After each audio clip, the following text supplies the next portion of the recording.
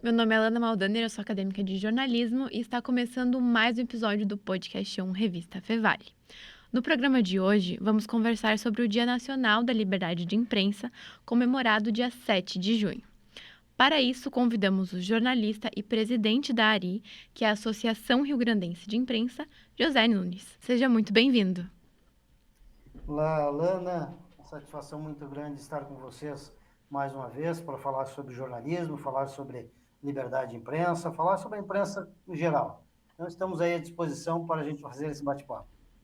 Então, como tu comentou, né, tu já participou de um outro episódio aqui do nosso podcast, lá na Feira do Livro de Porto Alegre, ano passado, em 2024. Mas eu gostaria que tu comentasse um pouquinho, assim, relembrasse sobre a tua trajetória, tanto na academia quanto no mercado de trabalho e hoje em dia. Então, sou formado pela Unicinos em 95. Desde então, atuei no jornalismo impresso.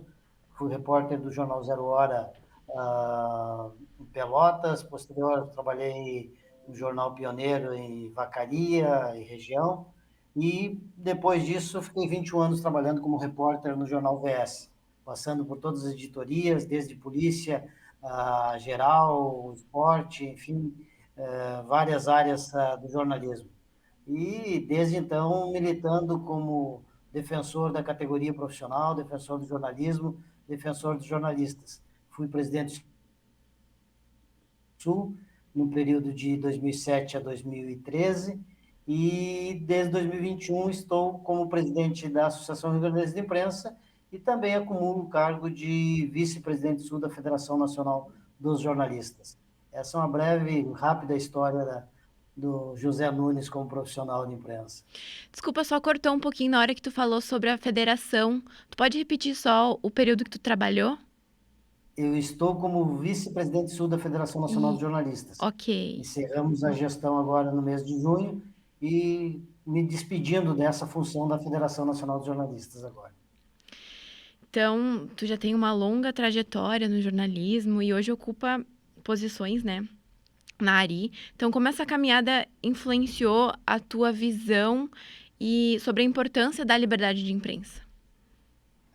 Eu acredito que desde que eu saí da universidade, a minha defesa na profissão foi por isso, por a gente ter uma imprensa livre, para a gente ter uma responsabilidade naquilo que a gente faz como jornalista, porque o jornalista trabalha em prol da sociedade.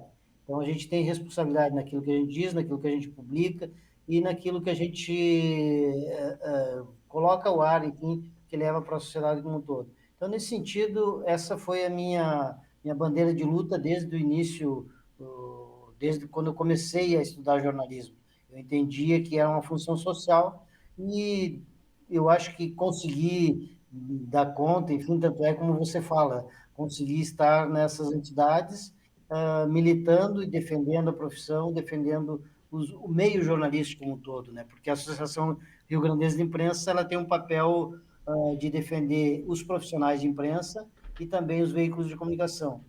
Nesse sentido, a gente fica muito, eu fico muito, digamos assim, não gosto quando vejo que o profissional ele é atingido por qualquer um que seja. A gente tem um exemplo, a gente tem o relatório de violência contra jornalistas, que a FENAGE publica todos os anos, e a gente percebe que o jornalista é sempre uma das profissões que é mais atacadas. A gente viu isso muito durante o governo da extrema-direita, que esteve à frente no Brasil, onde o profissional foi muito atacado, né? Então, a gente faz essa defesa, né? De fazer com que o profissional ele tenha liberdade, possa escrever, possa divulgar o seu material com total liberdade, né? Uhum. Então, tu comentou que essas entidades, elas é, protegem os profissionais, né? Dão esse suporte.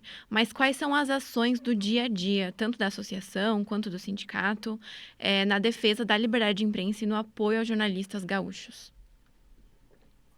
O nosso papel é, digamos assim, de a gente tentar, a gente é a salvaguarda do profissional dos veículos de comunicação, né?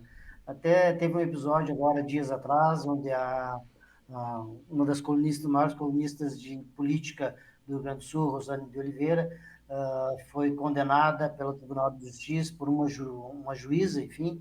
A gente saiu em defesa, não em defesa ah, do não quer dizer que a gente vai contra as decisões do Tribunal de Justiça, mas a gente vai fazer a defesa do profissional jornalista, do veículo de comunicação, porque esse é o nosso papel. Então, como presidente da Associação Rio Grandense de Imprensa, a gente tem esse papel de fazer essa defesa, de quando percebe que o jornalista foi atacado, a gente fazer essa defesa firme e forte. Um exemplo que eu gosto de explanar foi a nossa campanha que a gente fez contra a desinformação. A gente, em 2024, no mês de abril, a gente lançou a campanha contra a desinformação, chamadas fake news. Em maio, aconteceu as enchentes no Rio Grande do Sul. No período das enchentes, o que a gente viu de fake news, o que a gente viu de pessoas que se passando por jornalistas nas suas redes sociais para busca de cliques, em busca de reconhecimento, se passando por jornalista. Então, a gente fez uma defesa dizendo que as informações teriam que ser obtidas com os profissionais de comunicação, com os veículos de comunicação, que realmente são sérios, veículos com, a gente diz, veículos com CNPJ, né? Aquele veículo realmente qualificado. Não pessoas que vão para as redes sociais se passando por profissionais de imprensa. E como a ARI se relaciona com outras entidades nacionais, então como a FENAGE, para ampliar a defesa dessa liberdade de imprensa e combater fake news, como tu acabou de comentar.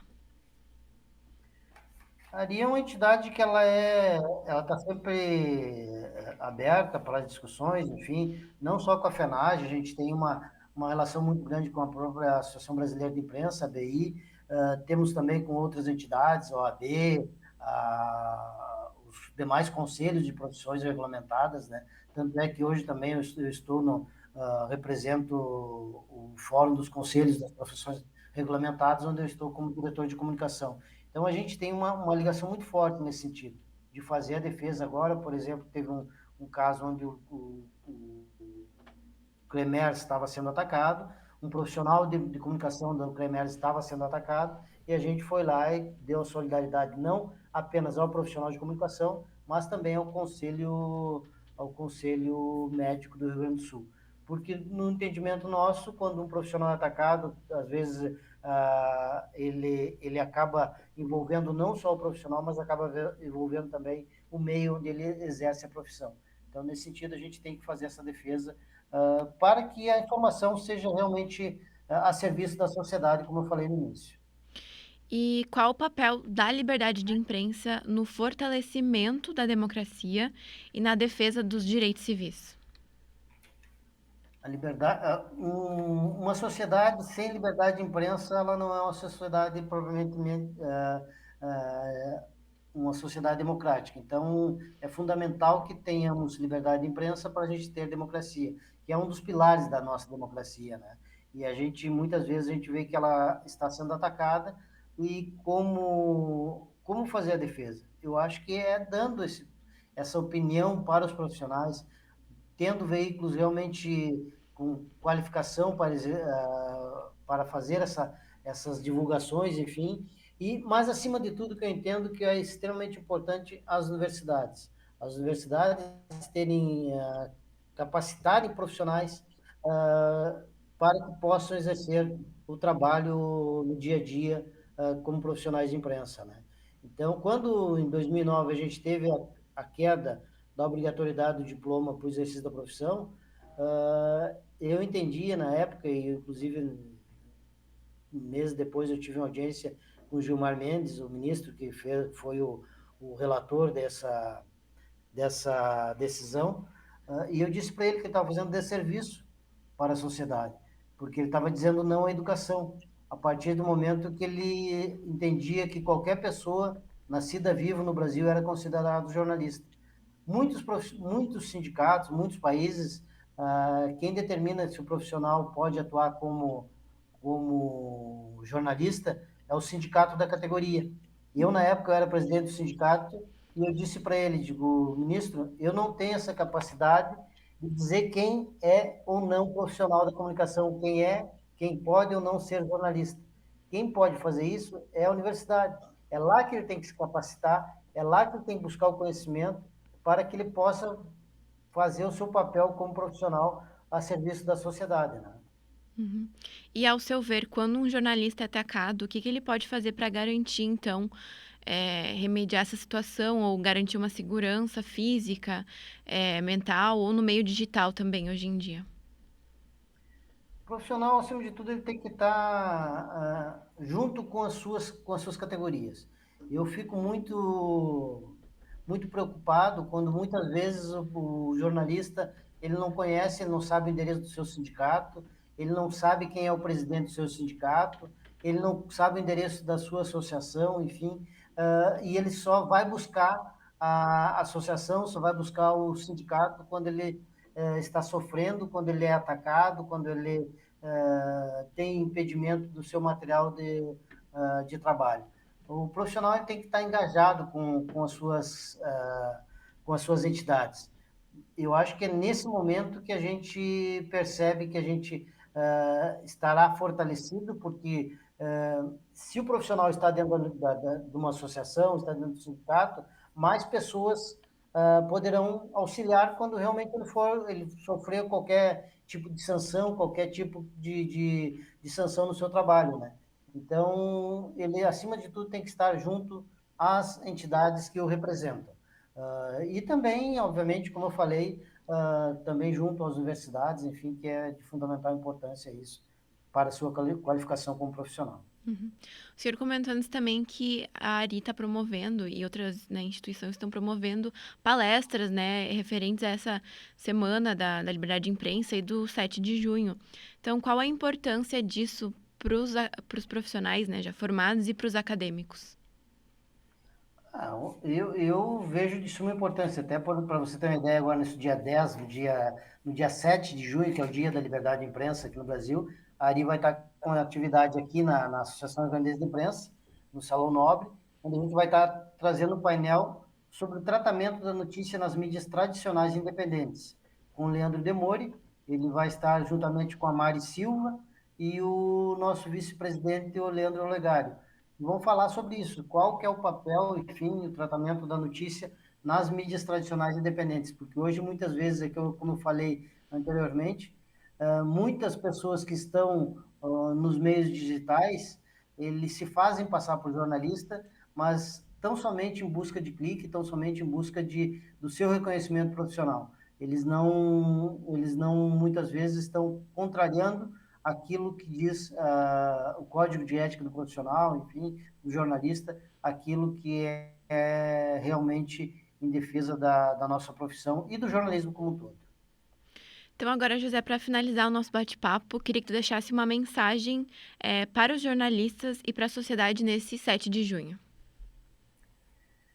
Eu espero, enfim, conto que cada vez mais as pessoas busquem nas liberdades, não apenas liberdade de imprensa, liberdade de expressão, que é fundamental para uma democracia. E um país sem liberdade de imprensa, sem liberdade de expressão, não é um país democrático. Então, nesse sentido, eu faço um apelo, não só para os profissionais de imprensa, mas para toda a sociedade, que respeite o profissional de comunicação. Que o profissional de comunicação, ele é o, digamos assim, ele está tentando levar a notícia para a sociedade e transmitir aquilo que ele entende como notícia. Ele não está ali para dizer se é contra ou a favor A ou B. Ele está ali para transmitir. Esse é o nosso papel como profissional de imprensa. Então, peço que a sociedade colabore com o profissional de imprensa. Só assim nós teremos uma verdadeira liberdade de imprensa no Brasil. José, agradeço muito a tua participação aqui no podcast novamente. Muito obrigada. Obrigado a vocês. Estamos sempre à disposição aqui na Associação Rio Grande de Imprensa. E eu faço um convite que vocês venham nos visitar. Aqui é onde eu estou, o estúdio Enio Hockenbach, que é o estúdio recém-inaugurado para gravação de podcast, gravação de videocast. Também está à disposição aí dos universitários. Tá bom? Tá bom, obrigada. Neste bloco do podcast Revista Fevale, conversamos sobre o Dia Nacional da Liberdade de Imprensa com o jornalista e presidente da ARI, José Nunes. No próximo bloco, seguimos falando sobre a temática, mas com o professor Alisson Coelho, coordenador do curso de jornalismo aqui da Universidade Fevale. Mas antes, vamos com um recado do Fevale Up com a Brenda dos Santos. Fevale Up! Vamos juntos dar um up na sua carreira! Olá, obrigada! E no episódio de hoje, a gente convidar para o curso de desenho realista do iniciante ao avançado, que vai ocorrer aqui na Universidade Fevale no dia 14 de junho. O curso vai abordar a temática para quem está iniciando no mundo da arte, especialmente no grafite. As inscrições seguem abertas até o dia 12 de junho. Então, coloca na agenda e se inscreve pelo site up.fevale.br e siga também o Instagram, @FevaleUp. A gente se vê no próximo episódio com mais uma dica da Fevale Up. Tchau! Fevale Up! Vamos juntos dar um up na sua carreira! Obrigada pelo recado, Brenda. Vamos seguir com o segundo bloco do podcast ON e falar sobre os desafios e a importância do jornalismo diante da liberdade de imprensa. Para isso, convidamos o coordenador e professor do curso de jornalismo, Alisson Coelho.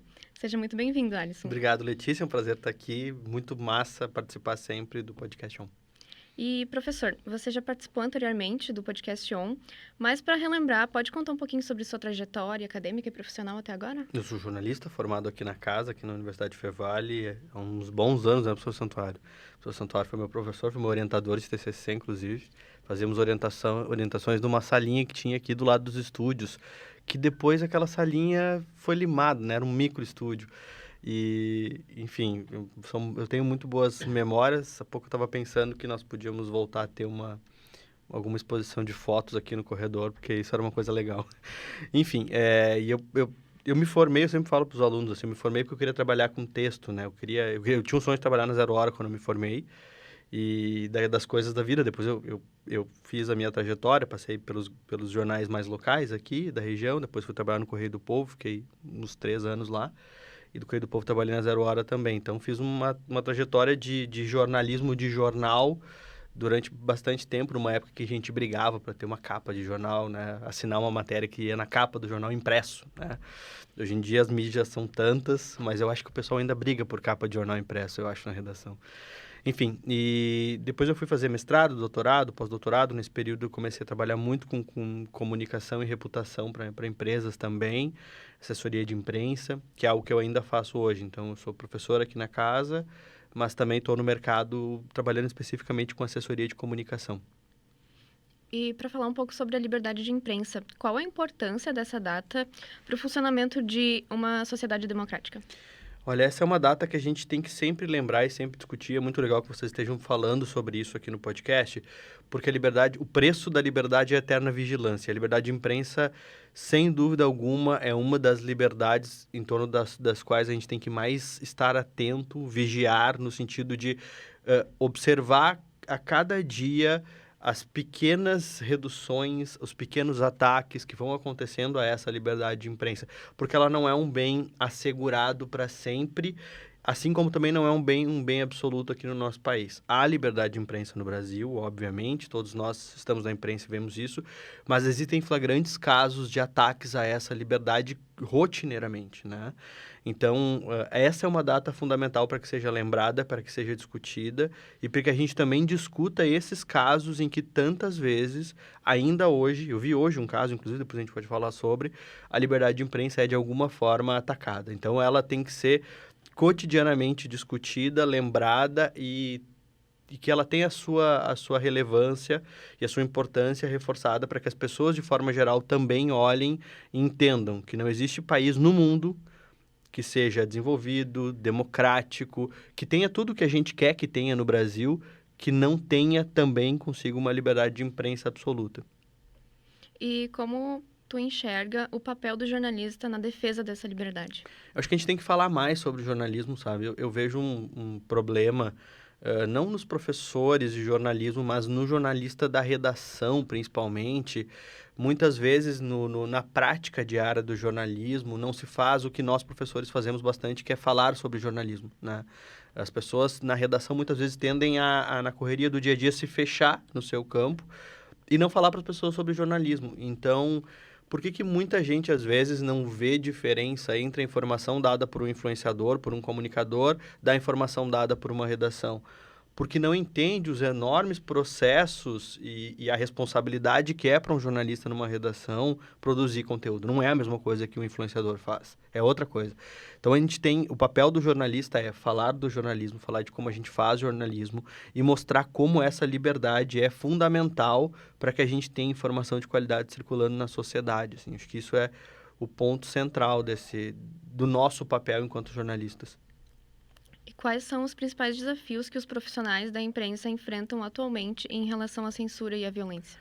São muitos. Eu fiz o meu pós-doutorado na Universidade de Brasília entre 21 e 22 e o tema era ataques contra jornalistas, né? E eu fiz uma pesquisa ouvindo profissionais, num formulário profissionais das redações de Guaíba, Correio do Povo, Zero Hora e Rádio Gaúcha, né? Os dois grupos principais de comunicação do Estado. Eu tive mais ou menos uns 30% das duas redações responderam ao formulário, então bem mais de 100 respostas. Mais de 80% dos colegas jornalistas das redações já haviam se sentido atacados, de alguma forma, seja por violência física ou por violência psicológica. Então, isso é um dado flagrante que mostra que nós temos cotidianamente ataques à liberdade de imprensa. Por quê?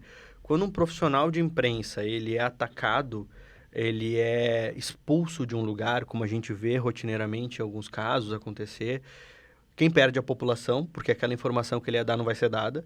E isso também, de alguma forma, gera nele uma espécie de trauma que talvez na próxima pauta ele não vá fazer, né? O caso que eu falei no começo, que eu vi hoje, envolve a Rosane de Oliveira, o jornalista com a qual eu tive a oportunidade de trabalhar, que é uma pessoa sensacional. A Rosane de Oliveira fez uma pauta, ela é a principal jornalista que cobre política no estado hoje, assim, acho que ela e a Thaline lá do Correio são as duas principais figuras do jornalismo político gaúcho, e ela fez uma pauta muito simples, ela entrou no portal da transparência, viu alguns valores que representantes do judiciário ganham, esses chamados penduricalhos, pequenos privilégios que o judiciário ganha, e fez uma pauta sobre isso, com dados públicos publicados no portal da transparência. Ao ver isso, alguns representantes do próprio judiciário entraram com um processo contra a Rosane, pessoal, né, contra a Rosane. E ela foi condenada ontem ou hoje, se eu não me engano, a pagar R$600 mil de indenização, né? Então, assim, isso é um tipo de ação, isso a gente vai chamar isso de ativismo judicial, isso é o tipo de ação criada para constranger aquele jornalista. Porque da próxima vez que ela quiser fazer uma pauta sobre o judiciário, eu tenho certeza que a Rosane vai fazer. Mas talvez um outro profissional, ao ser interpelado judicialmente e ser condenado a pagar R$600 mil, ele vai pensar duas vezes na hora de fazer de novo essa pauta, né?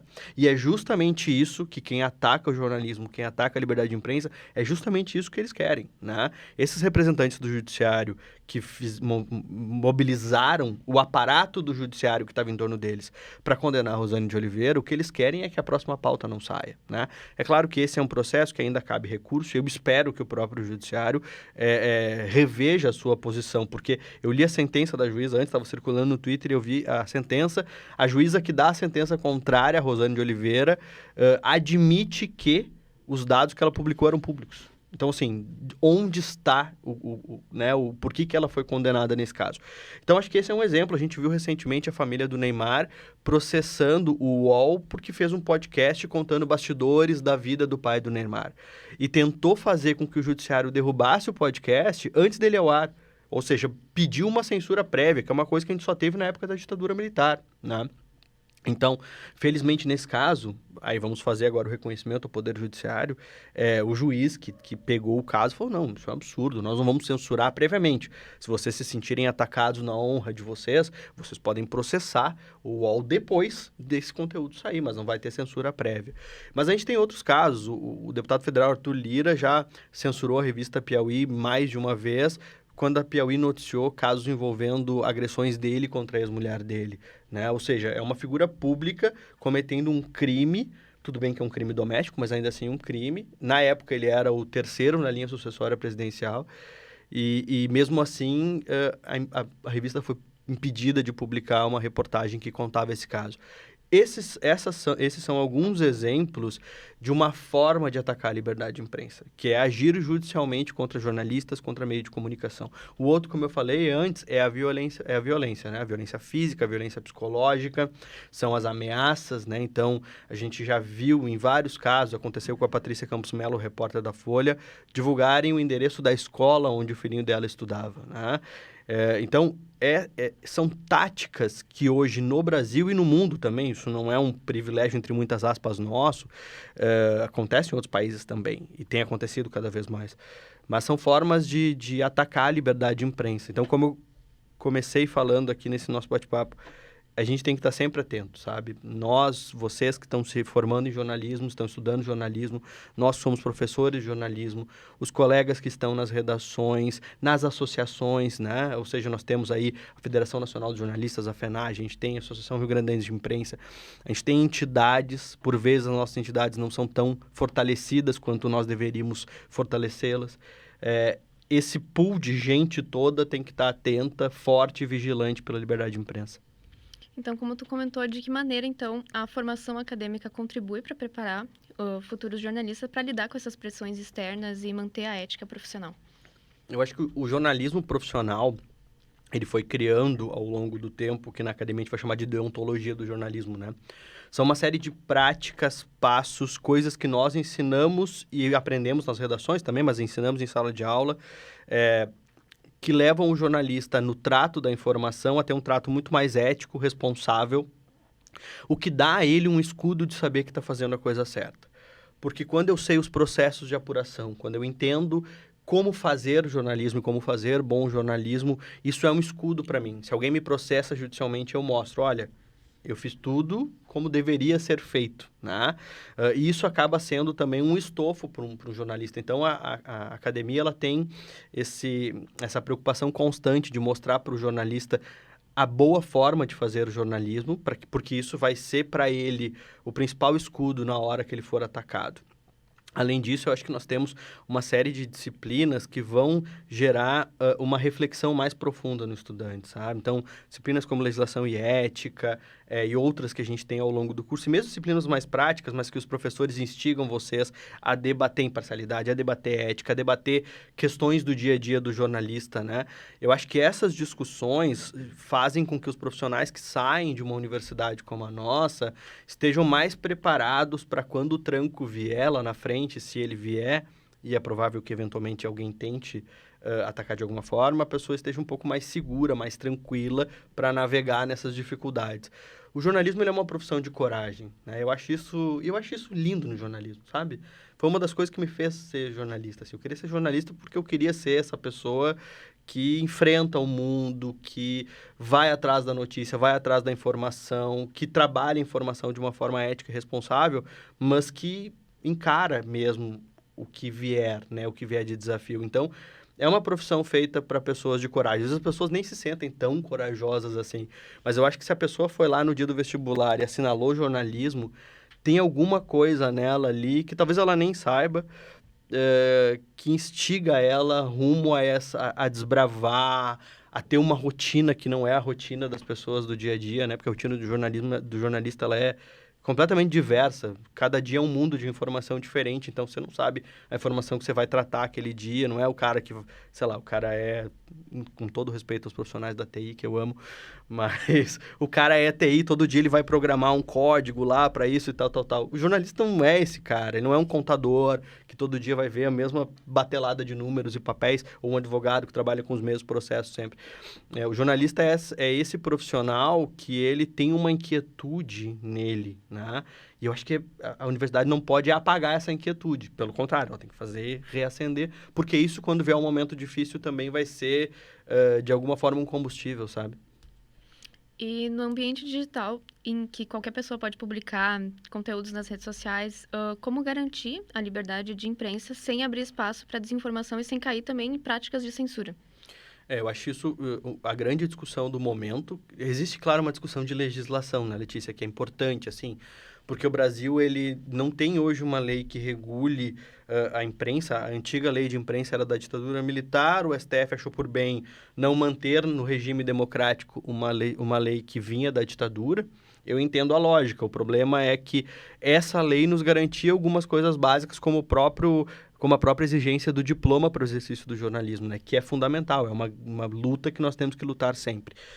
Então, quando eles derrubam essa legislação, a gente fica meio órfão, assim. A Constituição nos garante a própria liberdade de imprensa, o sigilo da fonte, são questões que nos dão algum estofo. Mas então existe uma luta aí que ela é, antes de mais nada, por legislação. O legislador brasileiro, os deputados, os senadores, precisam entender que é hora de olhar para a comunicação, de olhar para as práticas e entender e separar. Olha, jornalista é quem tem diploma, as outras pessoas que não têm diploma, elas podem trabalhar no meio, elas podem produzir conteúdo, elas são bons comunicadores. Alguns são excelentes comunicadores, mas jornalista, esse sujeito, é o sujeito que fez uma formação, assim como é o arquiteto, assim como é o engenheiro. Você não pode ir lá querer construir um prédio e assinar como engenheiro responsável se você não passou se você não fez uma faculdade de engenharia, né? Então, acho que tem uma questão legal aí, antes de mais nada, que tem que ser vista no Brasil e nós temos que lutar para que ela seja vista. E as entidades ligadas ao jornalismo estão sempre atentas a isso. Ainda não conseguimos, mas eventualmente isso vai acontecer, eu acho. Por outro lado, a gente também tem que instruir as pessoas, educar um pouco as pessoas. É uma pretensão grande, nós jornalistas, educarmos a sociedade. Eu sei que a gente talvez esteja se achando um pouco. Mas o jornalismo também é um pouco isso, né? Ele tem um caráter educativo. E eu acho que uma das coisas que nós precisamos ensinar as pessoas é a consumir informação, né? A procurar a informação no lugar certo, né? A entender quais são os produtores de conteúdo de qualidade, a quem você deve atribuir credibilidade, né? Porque se nós não temos legislação, a gente fica um pouco na mão do consumo. Em que as pessoas entendam ou não que consumir informação de A ou de B vai ser relevante para a vida dela. Ela tomar decisões baseadas em informações que vieram de alguém sem nenhuma responsabilidade vai fazer com que ela tome decisões piores, né? E tomar decisões piores pode ser investir em algo, cair num golpe, jogar o jogo do tigrinho, né? Ou votar num candidato absurdo. Por quê? Porque o influenciador A falou que ganhou 50 mil no Tigrinho em meia hora. Eu tô falando um caso real, né? Que foi o caso que teve na CPI dessa semana. Uma influenciadora digital que fez um vídeo dizendo que tinha ganhado 50 mil numa roleta de jogo de azar. As pessoas atribuírem credibilidade a uma pessoa que fala isso é muito problemático para nós e mostra uma falência educacional do país, né? Então, eu acho que são dois polos, assim. É nós tentar formar melhor as pessoas para consumir informação, algo que a gente vai chamar de educação para mídia, que já deveria estar na escola e que deveria acompanhar as pessoas ao longo do tempo, e nós também termos uma legislação que, de alguma forma, separe o joio do trigo do ponto de vista legal, porque as pessoas, se elas não são educadas para consumir informação, e se também não tem uma legislação que diga como esse jogo é jogado, fica tudo muito solto, né? E fica tudo muito na mão do algoritmo hoje. Então, acho que esses são os casos. A gente também tem legislações rodando, ou tentativa de legislar sobre a questão das plataformas. A legislação em torno das plataformas é fundamental nesse momento, a gente precisa olhar para isso, tá? Pelo bem da democracia, pelo bem dos direitos humanos, pelo bem do clima, né? Pelo futuro da sobrevivência na Terra, basicamente. Então, acho que são esses os caminhos, assim, para a gente tentar ter um ambiente informacional melhor. E para finalizar, que mensagem você gostaria de dar para os colegas de profissão e futuros jornalistas nesse dia tão importante para o jornalismo? O que a gente faz importa. Eu acho que é isso, assim, né? Talvez no dia a dia a gente não tenha... Porque o Gabriel Garcia Marques, ele chama o jornalismo, ele era, né? Foi um escritor Nobel, né? Nobel de literatura, mas que sempre foi e nunca deixou de ser, ele sempre falou isso, um jornalista. E ele dizia que o jornalismo era uma profissão extremamente cruel e voraz, porque quando você ganha o mundo, quando você faz uma coisa maravilhosa num dia, no dia seguinte começa tudo de novo, né? Então, não é como se você criasse algo maravilhoso hoje, isso vai ser... Não, a notícia, ela vem e você muitas vezes colhe os frutos de um grande furo de reportagem, mas no dia seguinte começa tudo de novo e tem que começar com a mesma vontade. E por vezes eu acho que para o profissional que está na redação, essa rotina de todo dia ter que salvar o mundo de alguma forma, pode ser um pouco cansativa, né? Então, para os colegas, eu gostaria de dizer, assim, o que a gente faz importa, o que a gente faz melhora o mundo, o que a gente faz transforma a vida das pessoas na prática, né? E continuem fazendo, né? Continuem fazendo. Eu sei que, por vezes, aparecem oportunidades para a gente fazer outras coisas e trabalhar em outros campos. Eu acho que o jornalista hoje, ele tem uma formação que transforma ele num profissional um tanto quanto disputado, né? Esses dias eu vi um cara que contrata pessoas falando que ele estava começando as entrevistas com os futuros candidatos a trabalhar nas empresas dele, perguntando se a pessoa havia lido algum livro inteiro no último ano, né? Porque as pessoas têm uma dificuldade geral de parar e ler um livro inteiro, né? Por uma série de questões relacionadas ao consumo de plataformas, déficit de atenção, doenças também, né? Enfim, e o jornalista, o cara que se forma em jornalismo, ele acaba sendo um profissional que ele tem uma capacidade reflexiva grande, né? Porque ele tem que refletir sobre o mundo para fazer jornalismo. Ele acaba sendo um profissional que, durante a sua formação, ele necessariamente aprende a trabalhar em grupo e com outras pessoas, como vocês fazem aqui. Não tem como. Eu sempre fui uma pessoa que gostei de trabalhar quieto, meio só, e a faculdade me transformou numa pessoa que começou a trabalhar com outras, né? É um profissional que se comunica bem, o que é uma raridade. Hoje em dia é difícil você se comunicar com as pessoas, né? Muita gente não sabe se comunicar nem verbalmente, que dirá por escrito. É um profissional que produz conteúdo, e hoje o mundo é baseado em conteúdo, né? Todas as empresas, organizações precisam de conteúdo. Então ele é um profissional que ele acaba sendo muito puxado para outras áreas e por outras empresas. E eu estava até conversando com o editor-chefe do Grupo Sinos, o Igor, que é um amigo nosso aqui da casa, né? O professor Santuário conhece bem, eu também tenho uma ótima relação com ele. E ele falava da dificuldade de contratar jornalistas, né? Mesmo a gente formando aqui um volume razoável de jornalistas por ano, assim. Por quê? Porque o pessoal está sendo muito disputado. Então, eu gostaria de dizer para os colegas que pelo menos uma boa parte de nós, que a gente siga produzindo conteúdo jornalístico, porque senão vai faltar gente logo e o mundo sem nós, ele é bem pior. O mundo sem os jornalistas, ele é pior. Eu não sei se todas as profissões podem dizer isso, algumas com certeza sim, mas o mundo sem nós, ele é bem pior. Professor, agradeço muito a sua participação aqui no podcast Chão. Tá bom, eu que agradeço. Sempre que quiserem me chamar, eu venho com muita, muita alegria. Neste episódio do podcast Chão, conversamos sobre o Dia Nacional da Liberdade de Imprensa com o presidente da Associação Rio-Grandense de Imprensa, José Nunes. E agora, neste segundo bloco, conversamos sobre a importância e desafios da profissão diante dessa data com o professor e coordenador de curso de jornalismo, Alisson Coelho. O podcast é uma produção dos acadêmicos de jornalismo da Universidade Fevale. Apontando a câmera do seu celular para o QR Code que está aparecendo aqui na tela, vocês terão acesso ao nosso Instagram, @podcastionrevistafevale, ao YouTube e ao Spotify também. A produção é das minhas colegas Brenda dos Santos, Lana Maldaner, Laura Stum, Liz Cardoso, Natália Rudner, do meu colega Salles Maioli e eu, Letícia Flash. A técnica é de Carlos Pereira e Reinaldo Silveira, com orientação do professor Marcos Santuário. Muito obrigada e até a próxima!